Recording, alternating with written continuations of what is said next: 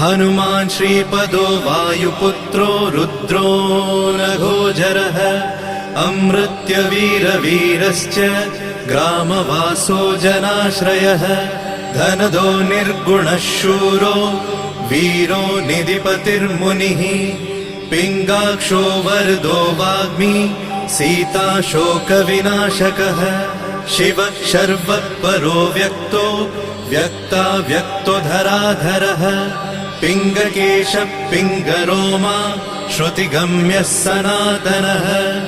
अनादिर्भगवान् देवो विश्वहेतुर्जनाश्रयः आरोग्यकर्ता विश्वेशो विश्वनाथो हरीश्वरः भर्गो रामो रामभक्तः कल्याणप्रकृतिस्थिरः विश्वम्भरो विश्वमूर्तिर्